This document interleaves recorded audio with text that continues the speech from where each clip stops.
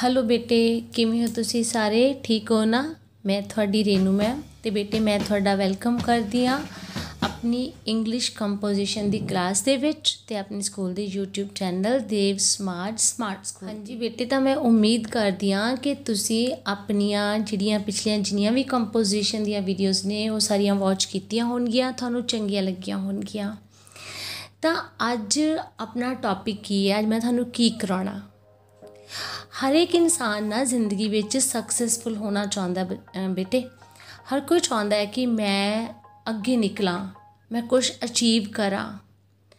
तो आप किसी दूसरे नूं देखते हाँ सक्सैसफुल बंदे नूं, तो अपना भी मन होंदा है कि मैं उहदे वर्गा बना या मेरे कोल भी वो सब कुछ होवे जो उहदे कोल आ। लेकिन आपां ये देखना भुल जाने आ, मतलब एक्चुअली आपां उहदा बाहरला जिहड़ी उहदी सक्सैस वो तो देख लैंदे आ, लेकिन आप ये देखना भुल जाने कि उन्हें जी सक्सैस अचीव की है वो किवें कीती है।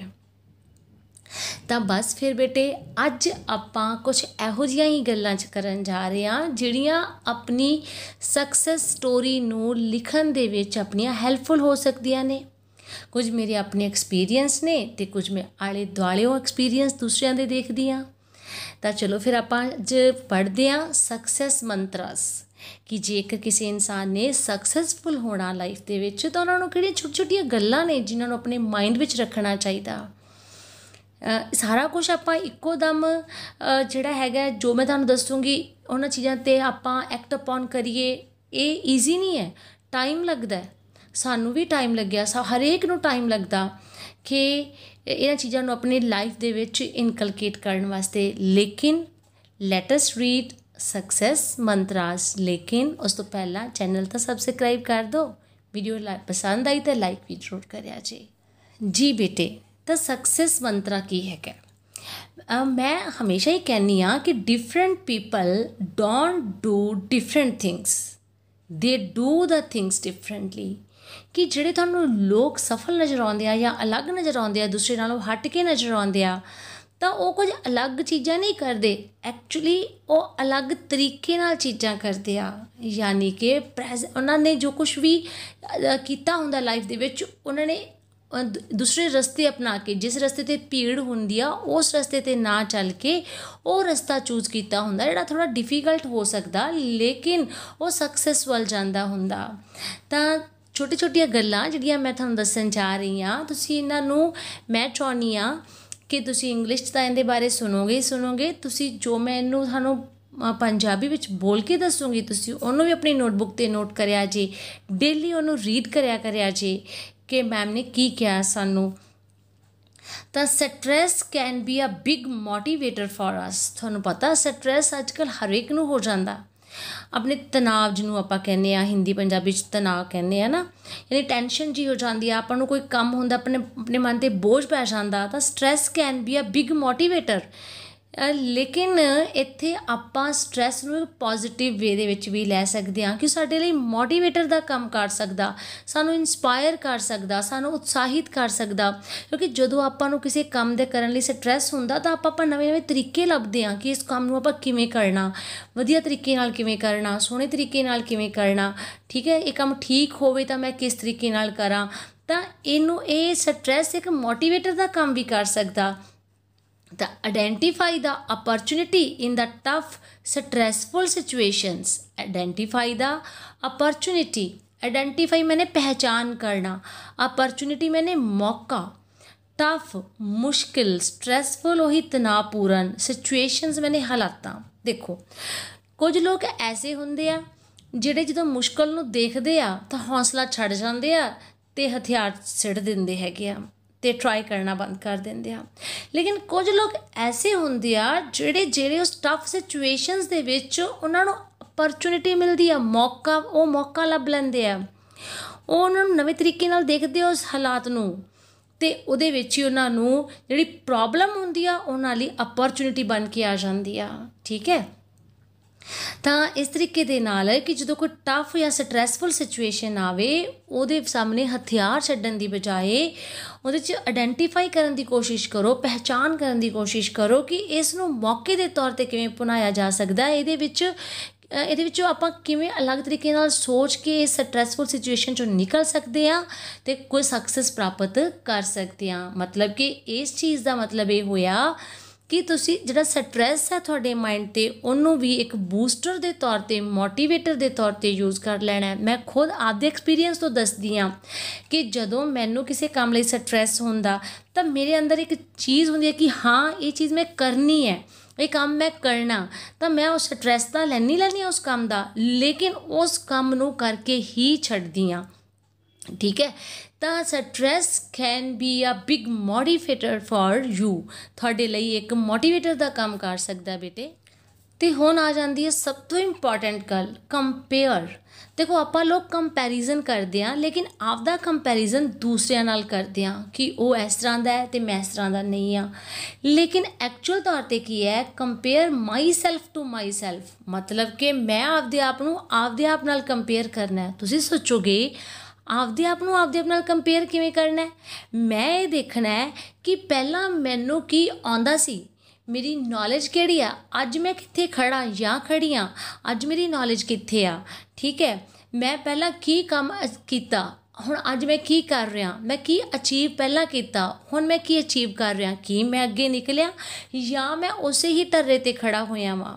ਠੀਕ ਹੈ, ਦੇਖੋ 2001 ਦੇ ਵਿੱਚ ਨੋਕੀਆ ਮੋਬਾਇਲਸ ਹੁੰਦੇ ਸੀ 1100, ਜਿਹਦੇ ਵਿੱਚ ਸਨੇਕ ਵਾਲੀ ਗੇਮ ਚੱਲਦੀ ਹੁੰਦੀ ਸੀ। ਠੀਕ ਹੈ, ਸਾਨੂੰ ਉਦੋਂ ਇਹੀ ਲੱਗਦਾ ਸੀ ਕਿ ਇਹ ਬਹੁਤ ਵੱਡੀ ਚੀਜ਼ ਆ, ਲੇਕਿਨ ਦੇਖੋ ਹੁਣ ਅੱਜ ਜ਼ਮਾਨਾ ਕਿੱਥੇ ਪਹੁੰਚ ਗਿਆ ਹੈਗਾ। ਠੀਕ ਹੈ, ਨਾਓ ਐਂਡਰੋਇਡ ਆ ਚੁੱਕੇ ਹੈਗੇ ਆ, you can do anything on those phones. ਤਾਂ ਮਤਲਬ ਕਿ ਇੱਕ ਫ਼ੋਨ ਨੂੰ ਫ਼ੋਨ ਨਾਲ ਕੰਪੇਅਰ ਕਰਕੇ ਦੇਖੋ ਕਿ ਫ਼ੋਨ ਨੇ ਕਿੰਨੀ ਤਰੱਕੀ ਕਰ ਲਈ ਆ। ਤਾਂ ਮਾਈ ਸੈਲਫ ਨੂੰ ਮਾਈ ਸੈਲਫ ਨਾਲ ਕੰਪੇਅਰ ਕਰੋ ਕਿ ਮੈਂ ਪਹਿਲਾਂ ਕਿੱਥੇ ਸੀ, ਅੱਜ ਮੈਂ ਕਿੱਥੇ ਆਇਆ, ਕਿ ਮੈਂ ਉੱਥੇ ਹੀ ਖੜਾ।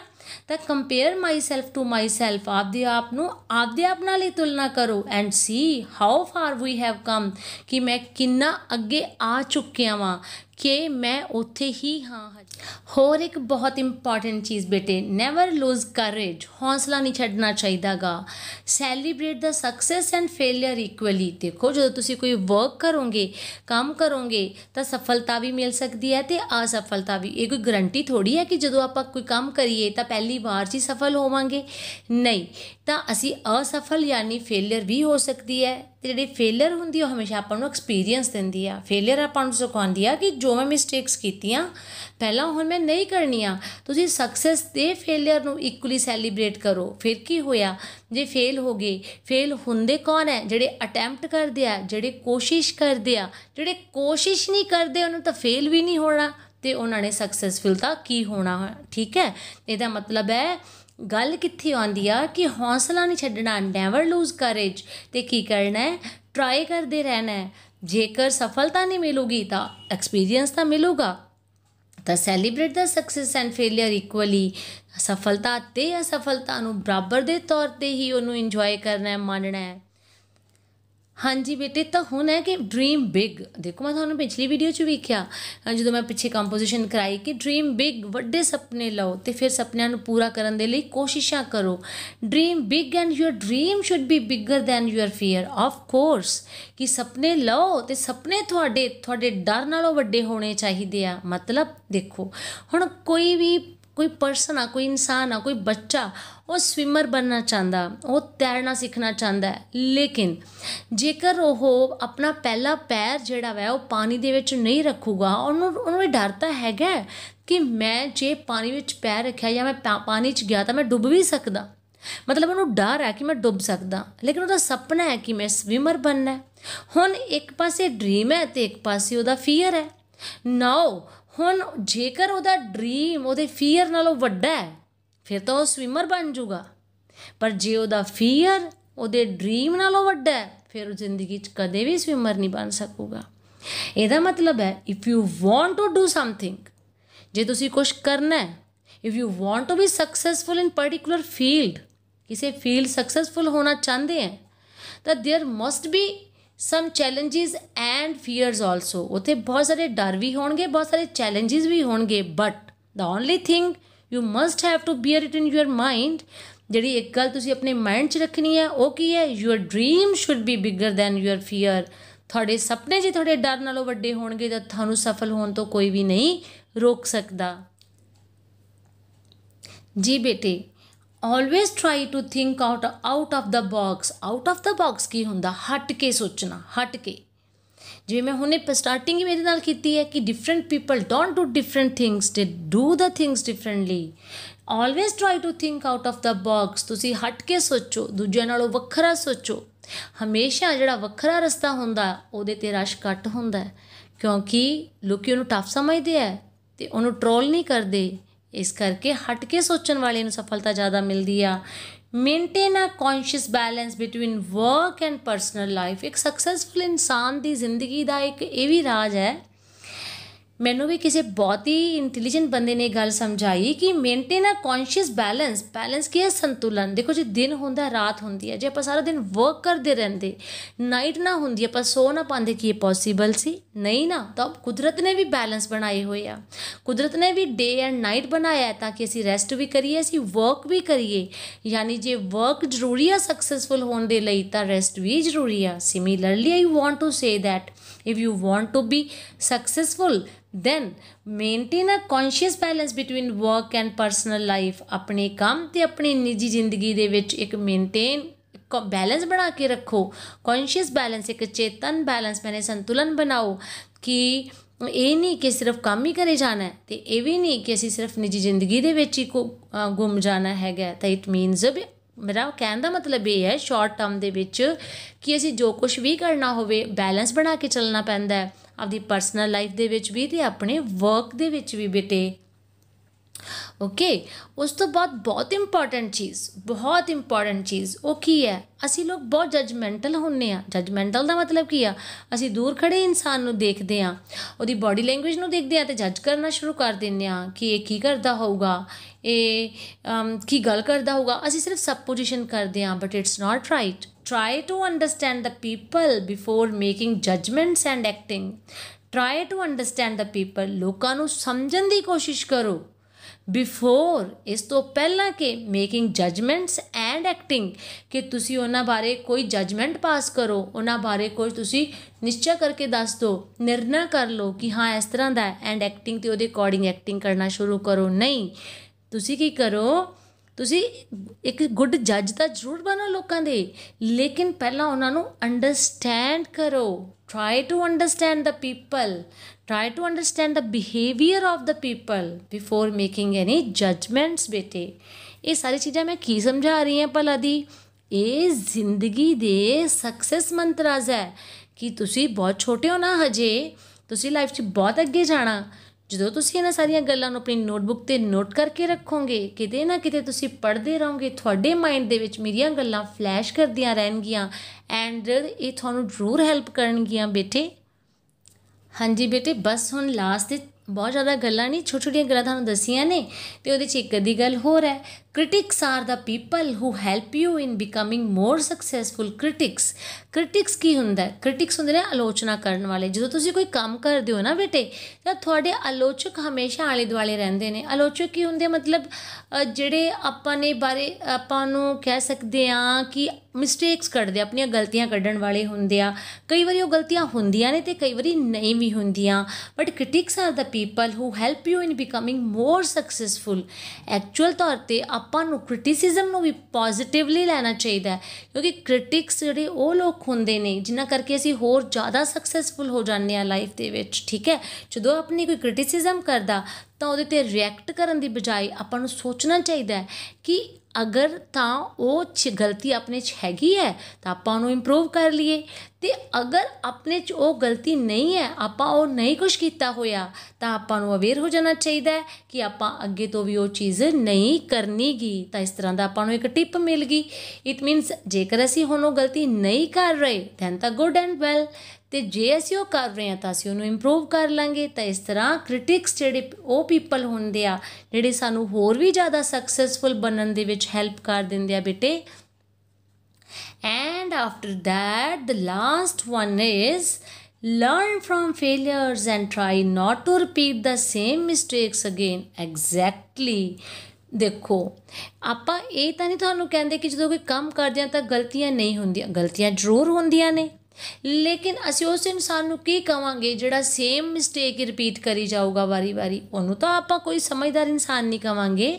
ਤਾਂ ਲਰਨ ਫਰੋਮ ਫੇਲੀਅਰਸ, ਤੁਸੀਂ ਕੰਮ ਕਰੋ, ਅਸਫਲ ਹੋ ਗਏ ਤਾਂ ਫਿਰ ਕੀ ਹੋ ਗਿਆ, ਤੁਸੀਂ ਸਮ ਕਰਨ ਬੈਠੇ ਸਵਾਲ ਕਰ ਰਹੇ ਹੋ, ਤੁਸੀਂ ਸਮ ਕੀਤਾ ਗਲਤ ਹੋ ਗਿਆ, ਮਿਸਟੇਕ ਹੋ ਗਈ, ਤੁਸੀਂ ਦੁਬਾਰਾ ਟਰਾਈ ਕੀਤਾ, ਲੇਕਿਨ ਜੇ ਦੁਬਾਰਾ ਟਰਾਈ ਕਰਨ ਲੱਗੇ ਵੀ ਤੁਸੀਂ ਉਹੀ ਵਾਲੀ ਮਿਸਟੇਕ ਕਰਤੀ ਫਿਰ ਤੁਹਾਨੂੰ ਸਿਆਣਾ ਕੌਣ ਕਹੂਗਾ। Think out of the box, ਹਟ ਕੇ ਸੋਚੋ ਹੁਣ ਇਸ ਵਾਰੀ, ਥੋੜਾ ਡਿਫਰੈਂਟ ਸੋਚੋ ਹੁਣ ਇਸ ਵਾਰੀ। ਤਾਂ ਲਰਨ ਫਰੋਮ ਫੇਲੀਅਰਸ, ਤੁਸੀਂ ਅਸਫਲਤਾਵਾਂ ਤੋਂ ਸਿੱਖੋ and try not to repeat the same mistakes again, ਤੇ ਉਹੀ ਵਾਲੀਆਂ ਗਲਤੀਆਂ ਦੁਬਾਰਾ ਰਿਪੀਟ ਨਾ ਕਰੋ ਬੇਟੇ। ਤੇ ਜਿਹੜੀ ਗੱਲ ਮੈਂ ਹਮੇਸ਼ਾ ਕਹਿੰਦੀ ਆ ਕਿ ਸਕਸੈਸ ਸਟੋਰੀਜ਼ ਪੜ੍ਹਿਆ ਕਰੋ ਸਕਸੈਸਫੁਲ ਪੀਪਲ ਦੀਆਂ, ਤਾਂ ਤੁਹਾਨੂੰ ਜ਼ਰੂਰ ਲਾਈਫ ਦੇ ਵਿੱਚ ਅੱਗੇ ਵਧਣ ਦੇ ਲਈ ਗਾਈਡੈਂਸ ਮਿਲੂਗੀ, ਠੀਕ ਹੈ। ਕਿਉਂਕਿ ਇਹ ਪੀਪਲ ਜਿਹੜੇ ਲੋਕ ਸਕਸੈਸਫੁਲ ਹੋਏ ਹੁੰਦੇ ਆ ਉਹਨਾਂ ਦੀਆਂ ਜਿਹੜੀਆਂ ਸਟੋਰੀਜ਼ ਹੁੰਦੀਆਂ ਮਾਈਲਸਟੋਨ ਦਾ ਕੰਮ ਕਰਦੀਆਂ ਨੇ ਆਪਣੇ ਵਾਸਤੇ, ਆਪਾਂ ਨੂੰ ਮਾਰਗਦਰਸ਼ਕ ਦਾ ਕੰਮ ਕਰਦੀਆਂ ਨੇ, ਠੀਕ ਹੈ ਨਾ ਬੇਟੇ। ਤਾਂ ਲੇਕਿਨ ਮੇਰੀਆਂ ਦੋ ਗੱਲਾਂ ਮੈਂ ਕਹਿਣਾ ਚਾਹੁੰਦੀ ਹਾਂ,